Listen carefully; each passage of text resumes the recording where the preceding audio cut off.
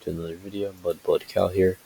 So today we're talking about the Sweet 16. We're going to go on over everything you need to know that happened in the Sweet 16 this Saturday and Sunday, and some predictions for the Elite 8 coming up on Monday, which will be today, or the day this video is published at least, and Tuesday. So let's get started. We're going to start at the beginning of the weekend. Oregon State versus Loyola. Loyola coming off a big win against Illinois. Just fell short against the Oregon State Beavers. Loyola was just not good offensively. Only 16 points in the first half. 42 in the second, but it just wasn't enough. It was a ridiculously sloppy game the first half. Both teams combined for 40 points. Both teams scored more than 40 points in the second half. So that gives you a good idea of everything that went on. Ethan Thompson had 22 points for Oregon State. He has just been on fire this tournament, so good for him, I guess. And for Loyola, Cameron Krutwig, 14 points, 10 rebounds wasn't enough, I guess, at the end of the day, as they fall short, losing by 7. Now moving on to the second game of the weekend, Villanova and Baylor. Villanova looked like they might be able to hang early, even had a 30-23 lead at halftime, but just got completely destroyed in the second half and ends up losing by 11. Jeremiah Robinson Earl, only 8 points. He's got to do better than that. But just Baylor is too much to handle, and this was a really good group effort by them to put away Villanova Wildcats team like this. Awful three-point shooting in this one. Villanova was 3 for 17. Baylor was 3 for 19. So that's pretty bad. Next up, Oral Roberts in Arkansas. The Cinderella is over. The Oral Roberts Golden Eagles almost were able to advance to the Elite 8, but they just could not get past the Arkansas Razorbacks at the end of the day. And I'm kind of sad, but cool, I guess. Max Abness had 25, only 12 from Kevin O'Banner. That's really where they lost this game. They really needed more out of him. That's what they had of him in the last few games offensively. They just couldn't get it. They didn't shoot well from 3 either, only 25%, 8 of 31. If they just make one more 3, they win this game. Especially if that's that one at the end. They got outboarded. They just got outplayed by Arkansas. I hate to say it because I really wanted the Golden Eagles to have a nice little run in this tournament. But I guess it's not going to happen. But probably the best 15 seed in history. I don't have the numbers right in front of me. Maybe someone went farther than them. I don't think they did. But probably the best 15 seed in history. And then Syracuse and Houston, not really a whole lot to say about this one. Houston just ran all over Syracuse. Syracuse didn't really get as much as they wanted to out of Buddy Boeheim. Only 12 points for him, and Houston, really good team effort by them scoring-wise, and just 28% from the field's not going to do it. I hate to say it, but it's true. So now we're going to be moving on to the Sunday games. The first game on Sunday was Creighton Blue Jays, 5-seeded, up against the 1-seeded Gonzaga Bulldogs. The Bulldogs won this game to remain undefeated. First 10 minutes were very entertaining. It looked like Creighton might actually be able to hang with them. And then after that, I guess Creighton just got tired. I really don't know. Marcus Aragowski, 19 points in a really pretty solid game, but he just didn't have help. Mahoney probably needed about 20 points to really just give them what they needed, and he wasn't able to do that. and even then they would have lost this game by a significant margin. So, yeah. And then Gonzaga, the fantastic game for Drew Timmy with 22 points. Jalen Suggs didn't have that great a game, only 9 points for him. But yeah, I think I never bought the Gonzaga versus the field stuff, but I'm starting to, and at this point I think this tournament is probably Gonzaga's to lose. Next up, Florida State and Michigan. Florida State's offense was just dysfunctional, especially early on. Only 21 points in the first half. It just wasn't a good scoring effort for them. Michigan was just able to get it done at the end of the day. Franz Wagner, Brandon Johns Jr., Hunter Dickinson, Mike Smith, and Eli Brooks. That's a really good starting five. And it was just too much for, I guess, Florida State to handle. The Seminoles just weren't there at the end of the day. Next up, we have UCLA and Alabama. Big upset win for UCLA. They're on the thumbnail of this video, actually. I didn't expect them to win this game. I turned it on. I didn't expect them to win this game. I didn't expect them to win this game until there was like a minute left in the fourth quarter. And even then, they almost blew it.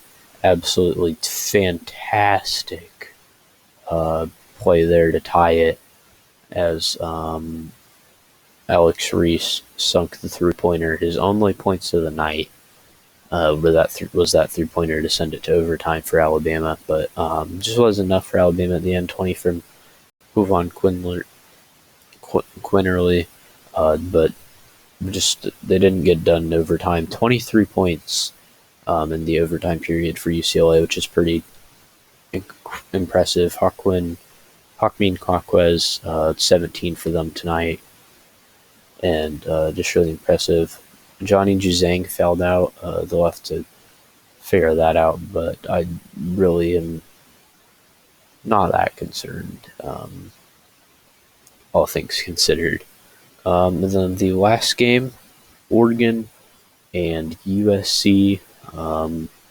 I expected Oregon to win this game, I'll be honest. I really thought they were the better team.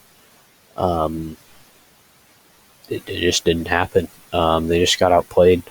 USC was really good, even though Chris Duarte and Eugene Amor, I can't even say that name, Amoriri something, I don't know, combined for 49 points. That really was almost all the points Oregon got.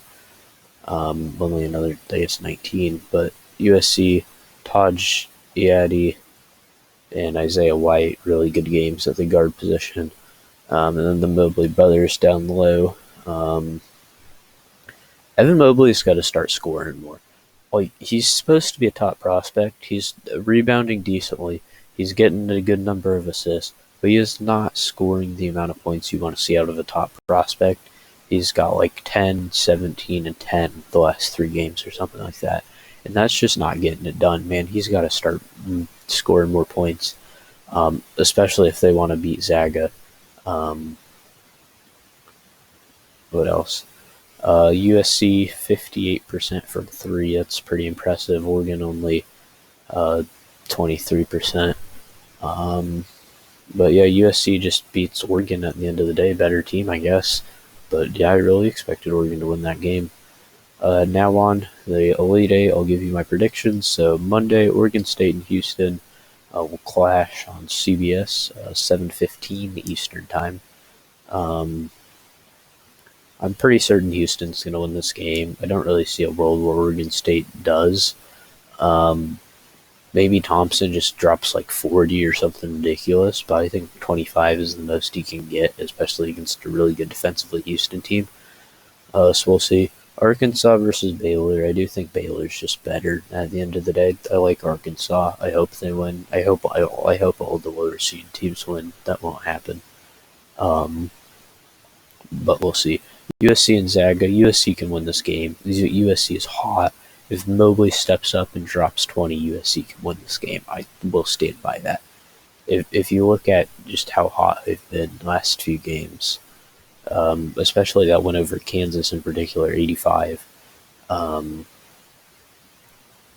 last and I strongly believe that USC could win this game on Tuesday. And then the last game of the Elite Eight, UCLA and Michigan. Listen, I love UCLA. I've watched probably every single game so far of them in this tournament. I don't know why it's happened that way. It just has. But I think this is where it comes to an end for him against the Wolverines. I think the Wolverines are just too good at the end of the day.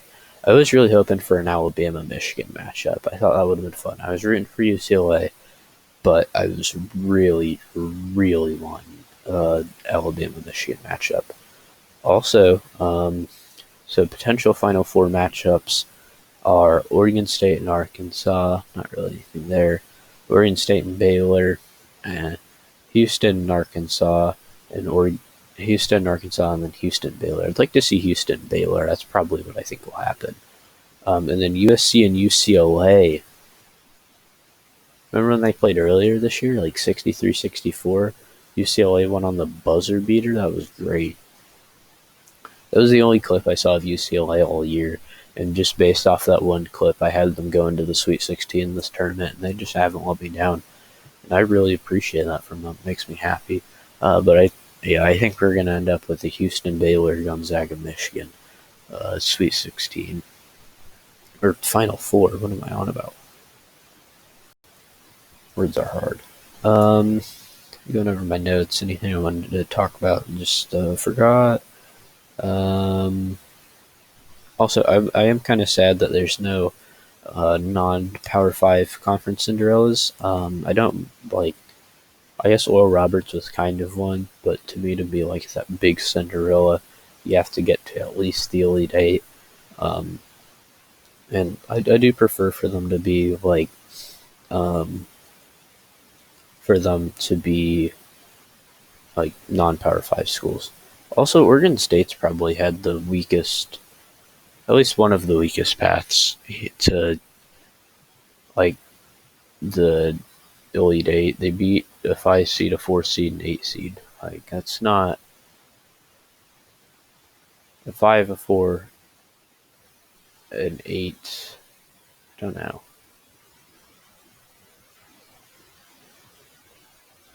I guess it's tough. Houston's had an even worse path. Houston hasn't been tested at all yet, at least like numbers wise. Houston could get to the Final Four, having beat a 15 seed, a 10 seed, an 11 seed, and a 12 seed. That is kind of sad. If they get to the Final Four, they're just gonna get ripped to shreds.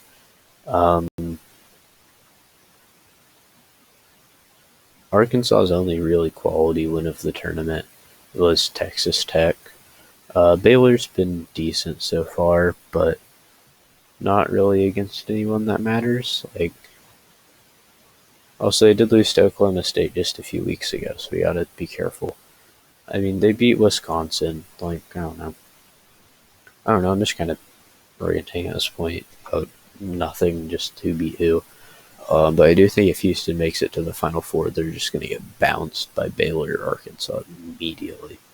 But anyways, leave a like and subscribe. We'll see you tomorrow for, I think, a football video. And